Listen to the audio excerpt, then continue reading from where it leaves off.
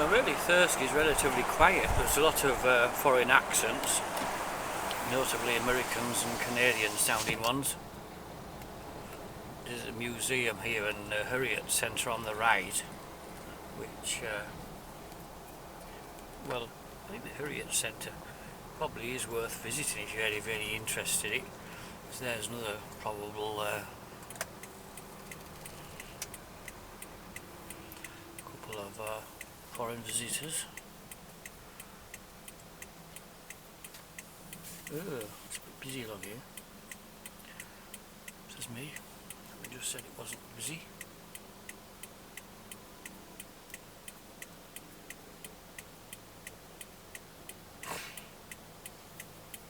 You tend to get little floods and groups though, partly caused by the traffic lights and things. As the lights are big, people get pressing to go across, so they go on red.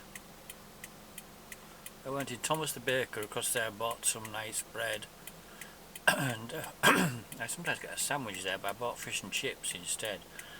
There was loads of chips though, far more than I needed. So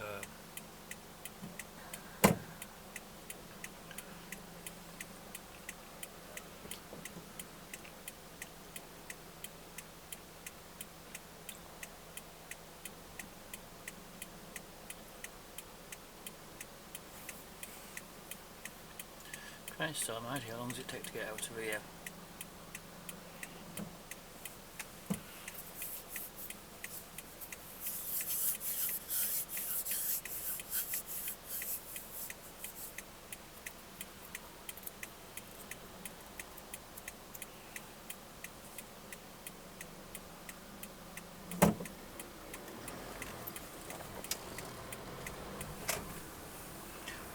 I haven't given any particular reason to go this way. I wanted to go to Sowerby,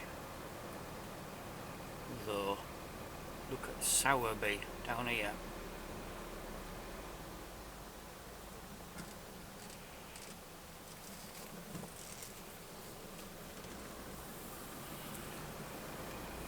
The Ritz Cinema. I don't think it's a cinema now.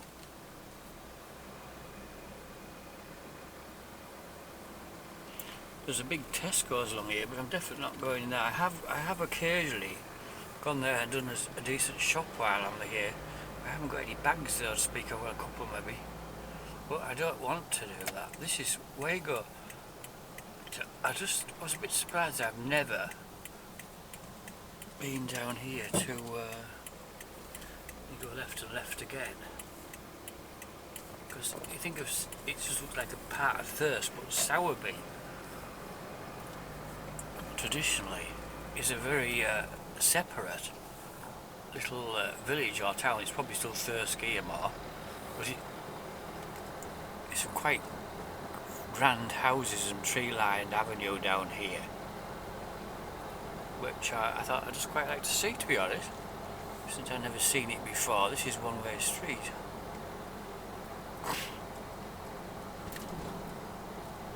I mean, what do I want that there for? That? Jesus.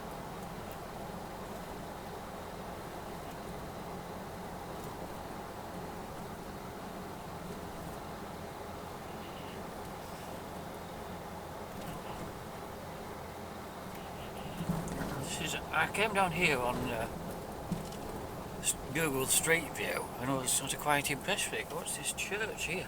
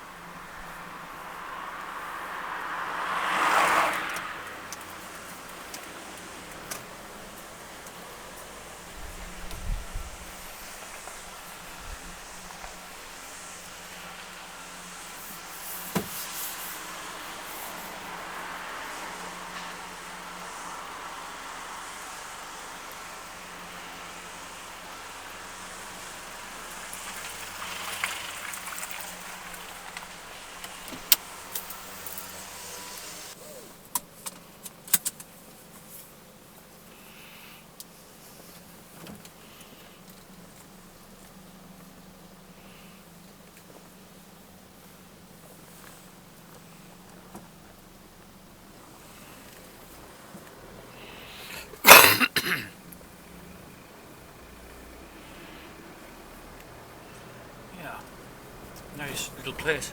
This is Sowerby. You'll be looking at for 10 minutes while I was walking along and back. Astonishingly large trees. I've seen an old photo of it where the road seemed to be much lower. I don't quite know how or why that was.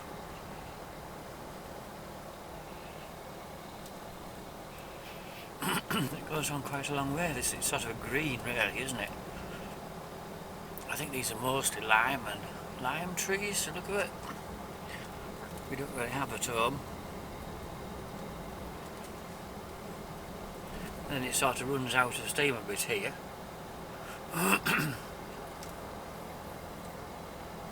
Just like new build.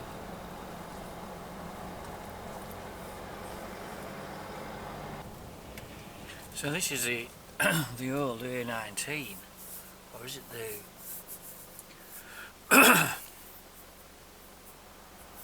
the A19? Yeah.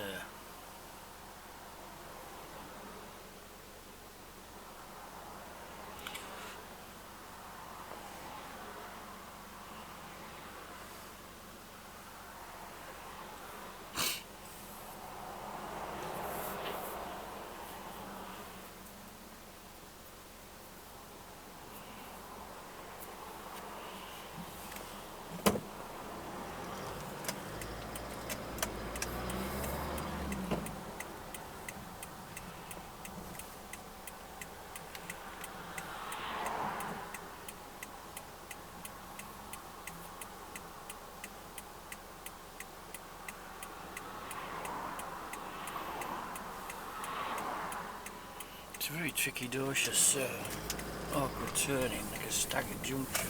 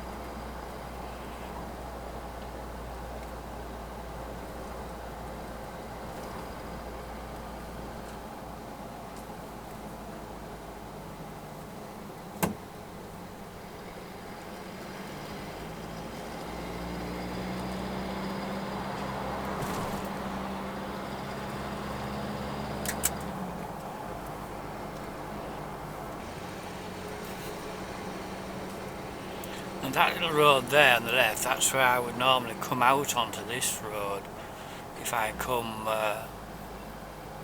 through Sutton. I think it is anyway, I'm not quite sure to be honest. Whatever, I know where we are now. This is just the little back roads back heading towards Kilburn, which is one of my favourite little routes anyway. Kilburn and the White Horse Road.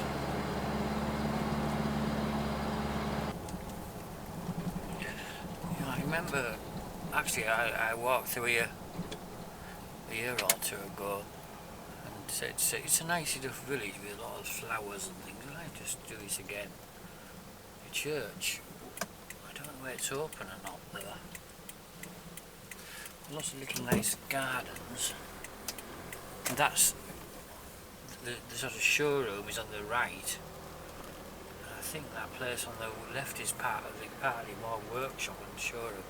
But anyway, Forester's Arms.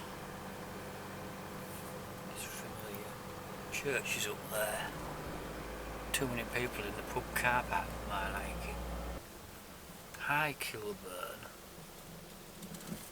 Let's go up there for a change.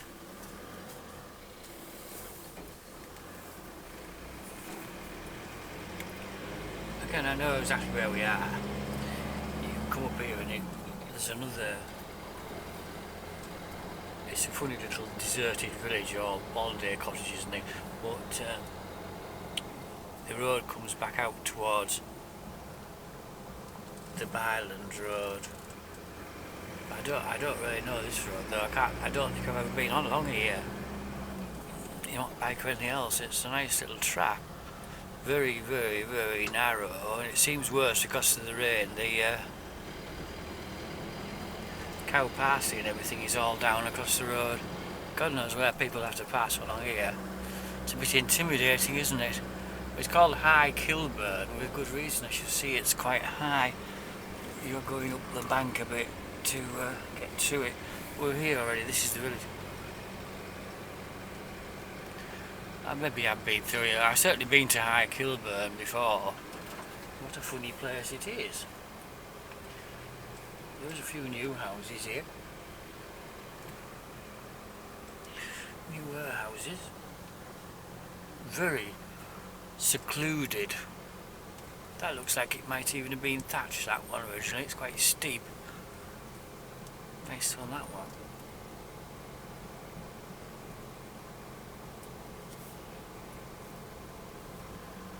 God, this is dark in here, isn't it?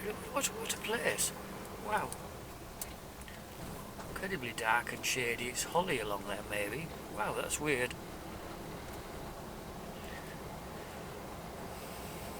But when you come back along here, it comes out to the I know where we are exactly now.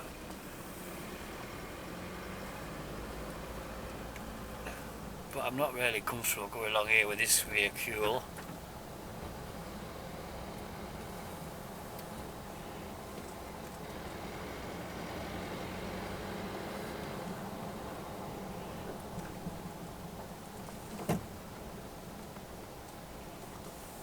Funny, isn't it?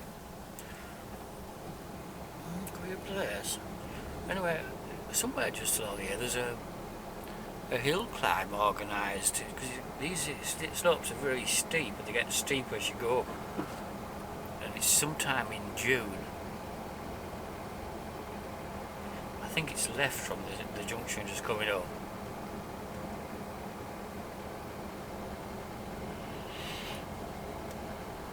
But clearly we're in a sort of a marshy, pondy type of area through here.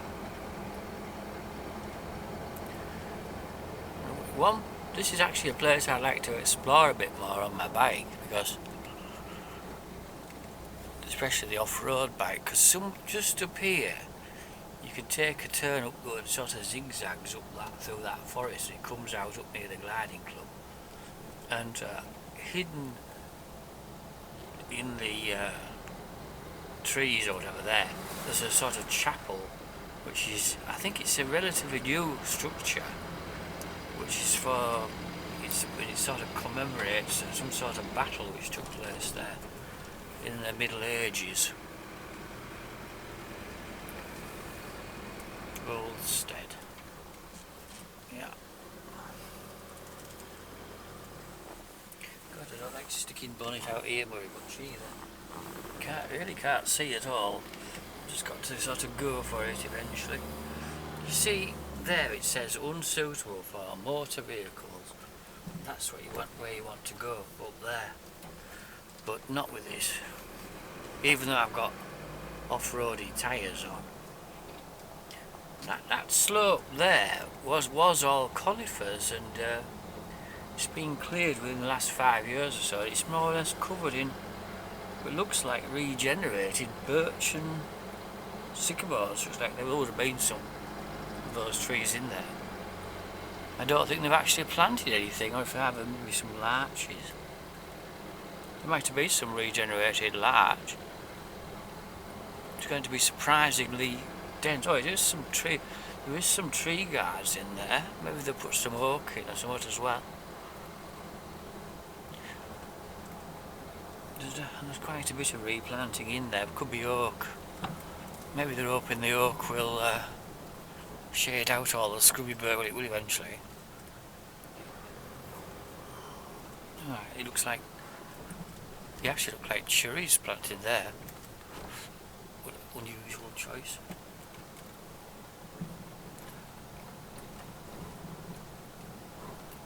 not really windy about minor roads, but these along here are so narrow. You sometimes meet courier vans coming towards you at high speed, or farm pickups for that matter. Of course, nobody ever comes along here, you know, so.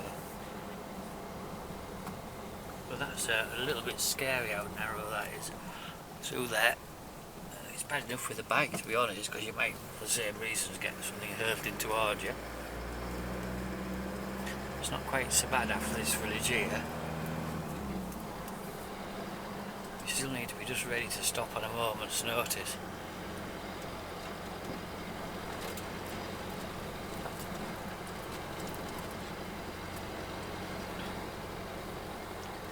Ooh. Sharp left us coming up where this fancy pub is, the gastro pub, where you're lucky to get anything to eat for less than £100. I dare say it's quite good, but I wouldn't bet on it. It's quite expensive. Not the same thing really, is it?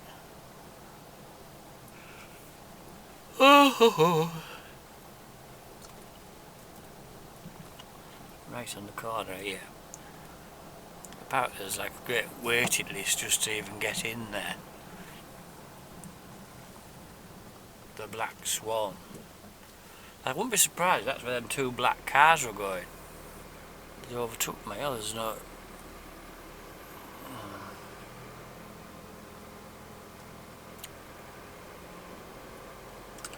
They do grow a lot of their own stuff, like. I don't know how much you can realistically grow there. But, salads and things. But they don't have any, like, serious greenhouses, so I don't know how well it goes.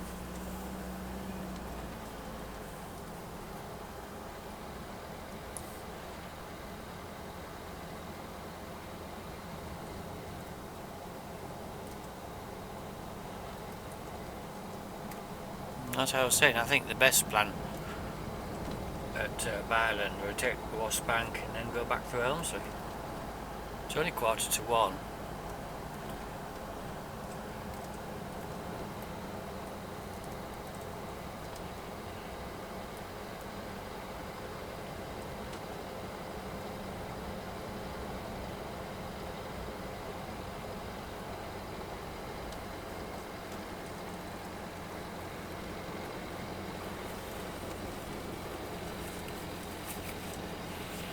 I've got a £10 note in my pocket. I was just thinking I started off with a 20. I've met once twice before. I've met something hurtling towards me, and they haven't got a minute to spare. Now you think about, should I reverse a bit or what? Because you don't know the road like the back of your hand. They're sort of coming right up to your bumper. It's really quite ridiculous. You come around here and you can't see anybody coming, can you? And then this is where it happened that one time quite recently. Some poncy woman with a bloody Discovery or something.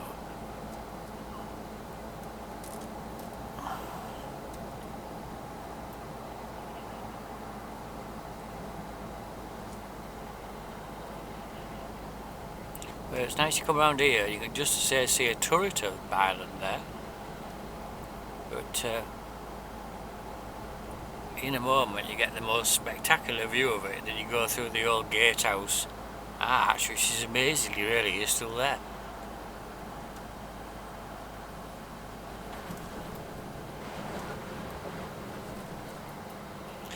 But Byland Abbey, I would recommend a visit to anybody really, because it's free to go in. There's quite limited parking, and there's a very extensive remains. It's a large site. I must admit it isn't all that interesting, but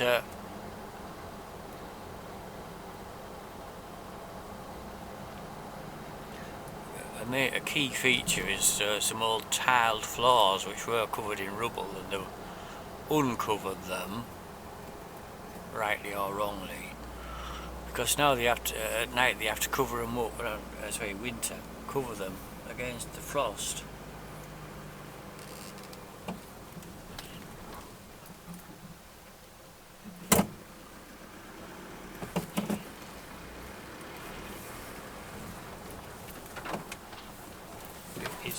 It's free entry, so you there's not a lot to see. I think that's quite good. You can't get much better value than free, can you, really? Along this side there's a sort of boggy area which in wet spells it tends to form a pool.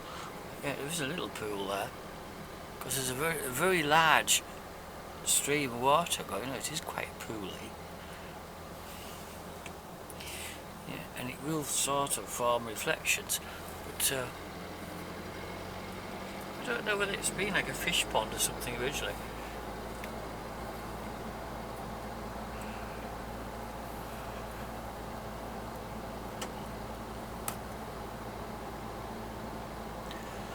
Then this next village has a pub.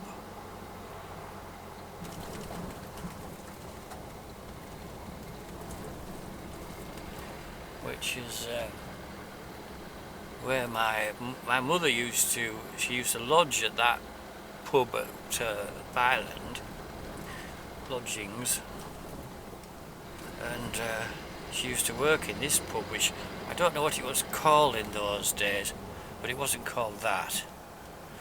And she used to be a barmaid there, and that's where she met my dad, who had a farm on the right hand side up there with my granddad, called High Woods, which is there to this day, but it's not really much of a working farm anymore. And we have some old photos somewhere of High Woods.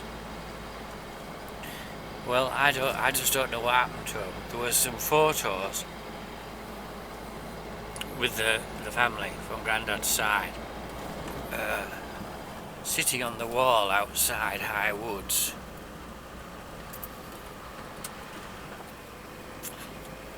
And it's sort of still like that, but changed completely. You know what I mean? But it's reckoned the location is recognisable, except you can't go right to it. You can only drive to the gate. It's a bit posh. It's like a. But when my granddad had it, they were poor as church mice. He used to, well, my dad always said he used to spend all the money on cars. He always had to have a good car before they had a new tractor or something like that.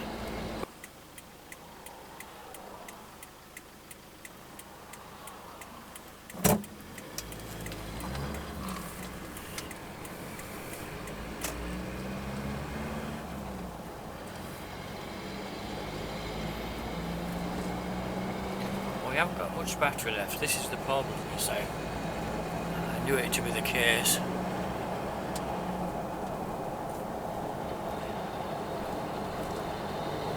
But to be perfectly honest, I really recorded what I wanted to record and then some. It would have helped if I hadn't left it running, wouldn't it, in one place or another. So we're dropping down towards Helmsley again. Remember we came up here and there was a camera van, so that might be there again, but I think it'll have gone now. But back in the day, it was always the thing to knock it into neutral and probably turn the engine off. I won't do that now because of power steering, but just let it roll down here. There's the camera van, still there.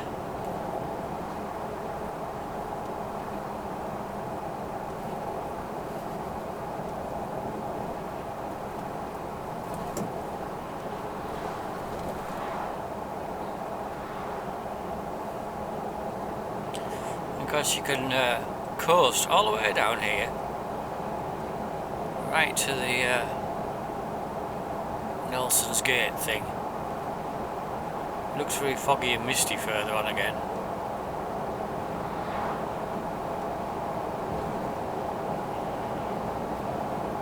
But you know, it's relatively safe because you don't go that fast.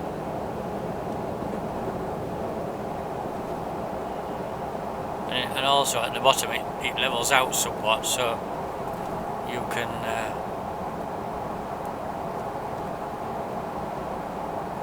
slow down without doing a whole lot of slowing down with brakes.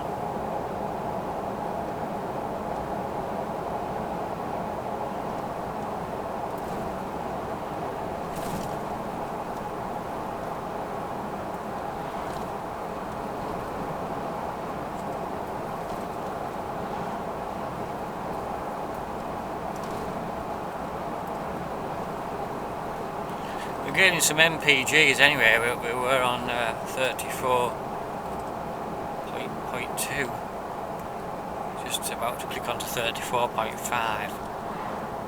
Average MPG